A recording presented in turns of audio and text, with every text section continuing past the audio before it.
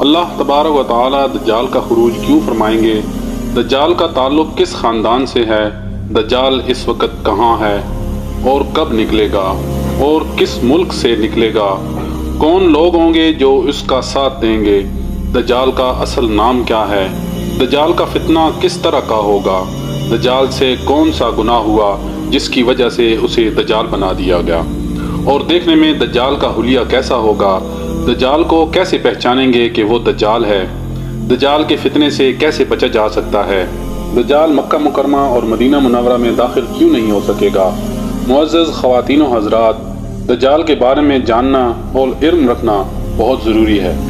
آج ہم فتنہ دجال کے بارے میں تفصیلاً بات کریں گے۔ اگر آپ اس چینل پر نئے ہیں تو اس چینل کو سبسکرائب کر کے بیل آئیکن کو پریس کر لیں تاکہ آنے والی ویڈیو آپ کو ملتی رہیں۔ سب سے پہلے ہم بات کرتے ہیں دجال اس وقت کس جگہ پر قید ہے۔ معزز ناظرین، قیامت کی بڑی نشانیوں میں ایک دجال کا ظاہر ہونا بھی ہے۔ روئے زمین پر ایک ایسا شخص بھی ہے جس نے دجال کو دیکھا بھی ہے، اس سے بات بھی کی ہے۔ دجال اس وقت کہاں ہے، کب ظاہر ہوگا، اس کے آنے سے پہلے ایسے حالات ہوں گے۔ دجال کا ذکر ہر زمانے میں ہوتا رہا ہے۔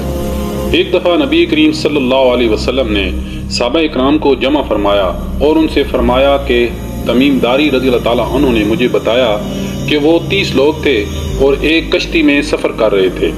طوفان آیا اور وہ لوگ بھٹک گئے۔ اندازاً مہینہ بھر وہ بھٹکتے رہے کہ ایک روز شام کے وقت وہ ایک گمنام جزیرے پر پہنچے۔ جب وہ لوگ جزیرے پر گئے تو انہوں نے وہاں پر ایک سیاہ رنگ کی مخلوق دیکھی جس کا جسم بالوں سے بھرا ہوا تھا، پورے جسم پر بال ہی بال تھے۔ انہوں نے اس سے پوچھا کہ تم کون ہو؟ تو اس مخلوق نے جواب دیا کہ وہ جاسوس ہے۔ انہوں نے کہا کہ اپنے بارے میں کچھ بتاؤ، تو اس مخلوق نے کہا کہ نہ تو میں اپنے بارے میں کچھ بتاؤں گا اور نہ ہی تم لوگوں سے کچھ پوچھوں گا۔ ہاں، تم لوگ اس بت خانے میں جاؤ، وہاں ایک شخص تم لوگوں کا بڑی بے چینی سے انتظار کر رہا ہے، وہی تم لوگوں کو کچھ بتائے گا۔ تو وہ لوگ سب اندر چلے گئے۔ ادھر ان لوگوں نے دیکھا کہ ایک شخص بڑی سختی کے ساتھ مضبوط زنجیروں میں جکڑا ہوا تھا۔ اس شخص نے پوچھا کہ تم لوگ کون ہو اور کہاں سے آئے ہو؟ تو انہوں نے جواب دیا کہ ہم لوگ شام سے آئے ہیں۔ تو اس نے پوچھا کہ عرب کا کیا حال ہے اور وہاں ایک شخص پیدا ہونا تھا، اس کا حال بتاؤ، یعنی نبی کریم صلی اللہ علیہ وسلم کے بارے میں اس نے پوچھا۔ تو صحابہ اکرام رضی اللہ تعالیٰ عنہ نے اسے بتایا کہ وہ اچھے حال میں ہے۔ ابتدا میں تو ان کی مخالفت ہوئی، مگر اب تمام عرب پر وہ غالب آ چکے ہیں۔ پھر اس شخص نے پوچھا کہ زغر کے چشمے کا کیا حال ہے؟ تو صحابہ اکرام نے فرمایا کہ وہ بھی اچھے حال میں ہے، لوگ اس سے اپنی زمین آباد کرتے ہیں اور پانی بھی پیتے ہیں۔ پھر اس شخص نے پوچھا کہ عمان اور بیسان کی کھجوروں کا کیا حال ہے؟ تو صحابہ اکرام نے جواب دیا کہ اس پر بھی ہر سال پھل آتا ہے۔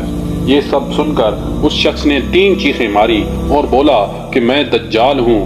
اس نے مزید بتایا کہ عنقریب میں آزاد ہو جاؤں گا اور زمین کا چپا چپا گھوموں گا اور اس کا کوئی حصہ نہیں چھوڑوں گا سوائے مدینہ منورہ اور مکہ مکرمہ کے، کیونکہ وہاں جانے کی طاقت مجھ میں نہیں ہے۔ نبی کریم صلی اللہ علیہ وسلم نے فرمایا کہ مجھے یہ سن کر بڑی خوشی ہوئی، کیونکہ طیبہ ہی میرا شہر ہے۔ بعض روایات میں آیا ہے کہ دجال کو حضرت سلیمان علیہ السلام نے قید کیا تھا، اور احادیث میں یہ بھی آیا ہے کہ دجال مشرق میں یعنی ایسٹ میں موجود ہے۔ دجال کا فتنہ تاریخ انسانی میں سب سے بڑا فتنہ ہوگا۔ دجال کے نکلنے سے پہلے دنیا بہت بری حالت میں ہوگی۔ دجال کے نکلنے سے 3 سال پہلے بارشیں نہیں ہوگی اور 3 سال شدید قسم کی خشک سالی ہوگی، قحط کی صورتحال ہوگی، دین کے معاملے میں بھی لوگ بہت کمزور ہو چکے ہوں گے۔ حضرت فاطمہ بنت قیس رضی اللہ تعالی عنہا کہتی ہیں کہ رسول اللہ صلی اللہ علیہ وسلم نے ارشاد فرمایا کہ آگاہ رہو کہ دجال شام یا یمن کے سمندر میں موجود ہے۔ پھر فرمایا نہیں، وہ مشرق کی طرف ہے، وہ مشرق کی طرف ہے، وہ مشرق کی طرف ہے۔ پھر آپ صلی اللہ علیہ وآلہ وسلم نے اپنے ہاتھ مبارک سے مشرق کی طرف اشارہ کیا۔ ناظرین و سامعین، اب ہم بات کریں گے کہ دجال کا اصل نام کیا تھا، اس کا خاندان کون سا تھا اور اس سے ایسا کون سا گناہ ہوا جس کی وجہ سے اسے دجال بنا دیا گیا۔ مسلم شریف کی روایت ہے کہ حضرت ابو سعید خدری رضی اللہ تعالیٰ عنہ فرماتے ہیں کہ ابن سیاد نے میرے ساتھ کچھ باتیں کی جس کی وجہ سے مجھے اسے برا کہنے میں شرم محسوس ہوئی۔ وہ کہتا ہے کہ میں نے لوگوں سے معذرت کی کہ میں دجال نہیں، لیکن اے اصحاب رسول معلوم نہیں آپ لوگوں کو مجھ سے کیا گمان ہو گیا ہے کہ رسول اللہ صلی اللہ علیہ وآلہ وسلم نے نہیں فرمایا کہ دجال یہودی ہوگا، حالانکہ میں تو مسلمان ہوں۔ آپ صلی اللہ علیہ وآلہ وسلم نے فرمایا دجال کی اولاد نہیں ہوگی جبکہ میری اولاد بھی ہے۔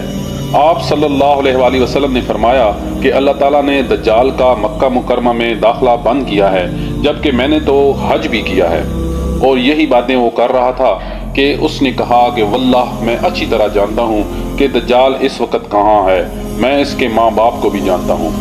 صحابہ اکرام نے پوچھا کہ کیا تو پسند کرتا ہے کہ تجھے دجال بنا دیا جائے؟ تو اس نے جواب دیا کہ اگر مجھے بنایا گیا تو میں اسے ناپسند نہیں کروں گا۔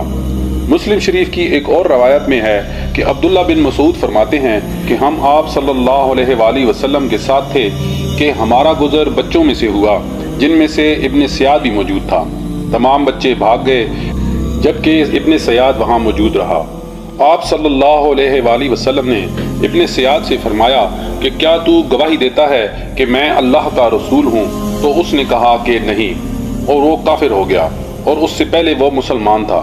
پھر ابن سیاد نے کہا کہ کیا آپ گواہی دیتے ہیں کہ میں اللہ کا رسول ہوں؟ ابن سیاد نے آپ صلی اللہ علیہ وآلہ وسلم کی شان میں گستاخی کی اور وہ مرتد ہو گیا تھا۔ چنانچہ حضرت عمر رضی اللہ تعالیٰ عنہ نے کہا کہ اے اللہ کے رسول، مجھے اجازت دیجیے کہ میں اس گستاخ کو قتل کر دوں۔ آپ صلی اللہ علیہ وآلہ وسلم نے کہا کہ اگر تمہیں یہ شک ہے کہ یہ وہی ہے یعنی کہ دجال ہے تو تم اسے قتل نہیں کر سکو گے، اور اگر یہ کوئی اور ہے تو اسے قتل کرنے کا کوئی فائدہ نہیں۔ ناظرین و سامعین، اہل علم کے مطابق ابن سیاد ہی دجال ہے، اور فرشتوں نے اللہ کے حکم سے اسے کسی نامعلوم جزیرے میں قید کر رکھا ہے، اور قیامت کے قریب وہ ظاہر ہوگا۔ دجال کا خاندان یہودی خاندان تھا، اگرچہ وہ مدینہ میں پیدا ہوا اور اس نے مکہ مکرمہ میں حج بھی کیا، لیکن جب وہ دجال بن کر فتنہ پھیلانے کے لیے ظاہر ہوگا تو اسے مکہ اور مدینہ میں داخل نہیں ہونے دیا جائے گا۔ اب ہم بات کرتے ہیں دجال کے حلیے کے بارے میں۔ دجال کی ایک آنکھ کانی اور سر کے بال گھنگریالے ہوں گے، جسم مضبوط اور قد آور ہوگا۔ اس کی دونوں آنکھوں کے درمیان کاف فا را لکھا ہوگا۔ آپ صلی اللہ علیہ وآلہ وسلم نے ارشاد فرمایا کہ دجال کی دونوں آنکھوں کے درمیان لکھا کافر ہر مسلمان پڑھ سکے گا، خواہ وہ پڑھا لکھا ہو یا ان پڑھ ہو۔ آپ صلی اللہ علیہ وآلہ وسلم نے ایک اور جگہ ارشاد فرمایا دجال کے ساتھ جنت اور جہنم ہوگی، خبردار اس کی جنت اصل میں جہنم اور اس کی جہنم در حقیقت جنت ہوگی۔ حضرت ابو ہریرہ رضی اللہ تعالیٰ عنہ سے روایت ہے، آپ صلی اللہ علیہ وآلہ وسلم نے فرمایا کہ دجال کے ساتھ ٹھنڈا پانی ہوگا اور آگ ہوگی۔ ٹھنڈا پانی اصل میں آگ ہوگی اور اس کی آگ در حقیقت ٹھنڈا پانی ہوگی، خبردار اپنے آپ کو ہلاک نہ کر لینا۔ ناظرین اکرام، دجال کے حکم سے بارشیں ہوں گی اور زمین غلہ اگلے گی۔ دجال کے زمانے میں جانور پہلے سے زیادہ دودھ دینا شروع کر دیں گے۔ دجال کے پاس ایسی طاقت ہوگی کہ وہ لوگوں کو مارے گا اور مارنے کے بعد زندہ بھی کرے گا۔ دجال کے فتنہ ایسا ہوگا کہ کافی لوگ دجال کے پیروکار ہو جائیں گے اور اس پر ایمان لے آئیں گے، کیونکہ وہ ایسے شعبدے دکھائے گا کہ لوگ اپنا ایمان کھو دیں گے۔ محققین کا کہنا ہے کہ اللہ تعالیٰ دجال کو ایسی قوت دے گا کہ وہ ایسے شعبدے دکھا سکے، اور اللہ تعالیٰ لوگوں کی آزمائش کرے گا جیسے اللہ تعالیٰ نے شیطان کو وسوسے ڈالنے کی قوت دی ہے۔ دجال کے ان کاموں سے کوئی غلط فہمی میں نہ رہے کہ اس کے پاس خدائی اختیارات ہوں گے۔ اگر ایسا ہی ہوتا تو وہ اپنی کانی آنکھ کو ہی درست کر لیتا یا اپنے ماتھے پر لکھا ہوا کافر ہی مٹا لیتا۔ دجال کا خروج دراصل لوگوں کی آزمائش کے لیے ہوگا۔ ظہور دجال کے بعد کسی کا بھی ایمان لانا قابل قبول نہ ہوگا۔ حضرت ابو ہریرہ رضی اللہ تعالیٰ عنہ سے روایت ہے، رسول اللہ صلی اللہ علیہ وآلہ وسلم نے فرمایا کہ 3 باتیں ظاہر ہونے کے بعد کسی ایسے شخص کو ایمان لانا فائدہ نہیں دے گا جو اس سے پہلے ایمان نہیں لایا یا حالت ایمان میں کوئی نیک کام نہیں کیا۔ نمبر 1 سورج کا مغرب سے طلوع ہونا، نمبر 2 دجال کا ظاہر ہونا، اور نمبر 3 دعوت الارض کا نکلنا۔ ناظرین اکرام، اب ہم بات کرتے ہیں جو لوگ دجال کا زمانہ پائیں تو وہ کیا کریں۔ دجال کا زمانہ پانے والے لوگوں کو دجال کا آمنا سامنا کرنے سے گریز کرنے کا حکم ہے۔ حضرت عمران بن حسین رضی اللہ تعالیٰ عنہ نے فرمایا کہ رسول اللہ صلی اللہ علیہ وآلہ وسلم نے فرمایا کہ جو شخص دجال کی خبر سنے وہ اس کے سامنے آنے سے گریز کرے۔ اللہ کی قسم جب کوئی آدمی اس کے سامنے آئے گا تو وہ یہی سمجھے گا کہ یہ کوئی نیک اور ایماندار آدمی ہے۔ جو شعبے کی چیزیں وہ دے کر بھیجا گیا ہے وہ دیکھ کر اس کی پیروی کرنے لگے گا۔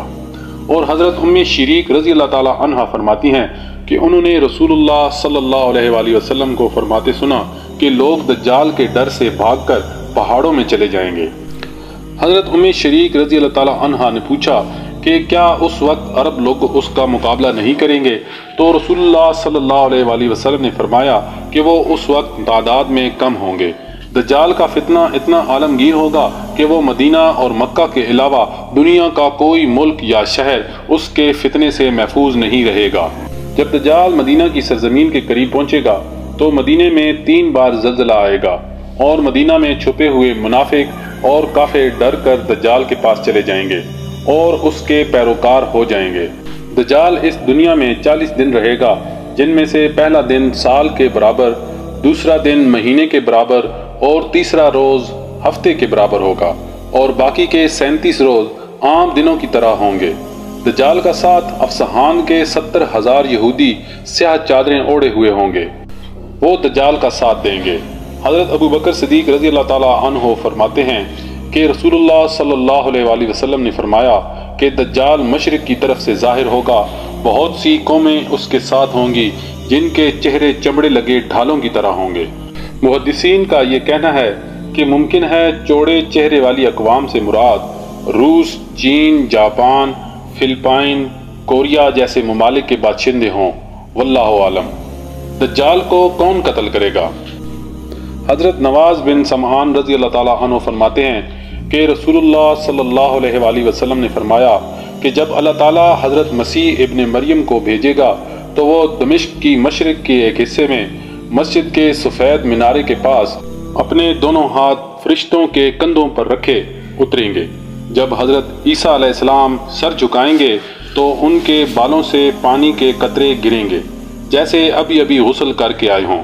حضرت عیسیٰ علیہ السلام کی سانس کی ہوا جس کافر تک پہنچے گی وہ مر جائے گا۔ حضرت عیسیٰ علیہ السلام کی سانس کی ہوا وہاں تک پہنچے گی جہاں تک آپ کی نگاہ پہنچے گی۔ حضرت عیسیٰ علیہ السلام آسمان سے نازل ہونے کے بعد دجال کو تلاش کریں گے اور اسے لد کے مقام پر پائیں گے اور اسے وہیں قتل کر دیں گے۔ ناظرین و سامعین، یہ بات قابل غور ہے کہ اس وقت لد کے مقام پر اسرائیل کا ہوائی اڈا ہے۔ حضرت عیسیٰ علیہ السلام جب دجال کے خلاف جہاد کریں گے تو ایک بھی یہودی زندہ نہ رہے گا، حتیٰ کہ کسی درخت یا پتھر کے پیچھے اگر کوئی یہودی چھپا ہوگا تو وہ پتھر اور درخت بھی بتائے گا کہ اے مسلمان، میرے پیچھے یہودی چھپا ہے، آ اسے قتل کر، سوائے غرقت کے درخت کے۔ غرقت کا درخت یہودیوں کا درخت ہے، یہ ایسا درخت ہے جو یہودیوں کے بارے میں نہیں بتائے گا، اور یہودی اس درخت کی شجرکاری بڑے پیمانے پر کر چکے ہیں۔ رسول اللہ صلی اللہ علیہ وآلہ وسلم نے فرمایا کہ اللہ تعالیٰ نے میری امت کی 2 جماعتوں کو آگ سے محفوظ فرمائے گا، ایک وہ جماعت جو ہندوستان کے خلاف جہاد کرے گی اور دوسری جماعت جو حضرت عیسیٰ علیہ السلام کے ساتھ مل کر دجال کے خلاف جہاد کرے گی۔ اب ہم بات کرتے ہیں کہ وہ کون سی دعا ہے جس کو پڑھنے سے ہم لوگ خود کو دجال کے فتنے سے محفوظ رکھ سکتے ہیں۔ حضرت اماں عائشہ رضی اللہ تعالیٰ عنہا فرماتی ہیں کہ رسول اللہ صلی اللہ علیہ وآلہ وسلم نماز میں درود شریف کے بعد یہ دعا فرماتے تھے: اے اللہ، میں تیری پناہ مانگتا ہوں عذاب قبر سے، مسیحی دجال کے فتنے سے، زندگی اور موت کے فتنوں سے، گناہ اور قرض سے۔ حضرت دردہ رضی اللہ تعالیٰ عنہ فرماتے ہیں کہ رسول اللہ صلی اللہ علیہ وآلہ وسلم نے فرمایا کہ جس نے سورہ کہف کی پہلی 10 آیات یاد کر لی تو وہ فتنہ دجال سے بچا لیا جائے گا۔ ناظرین و سامعین، امید کرتا ہوں آپ کو یہ ویڈیو پسند آئی ہوگی۔ اگر یہ ویڈیو پسند آئی ہو تو ہمارے چینل کو سبسکرائب کر کے بیل آئیکن کو پریس کر لیں تاکہ آنے والی معلوماتی ویڈیوز آپ کو ملتی رہیں۔ جزاک اللہ۔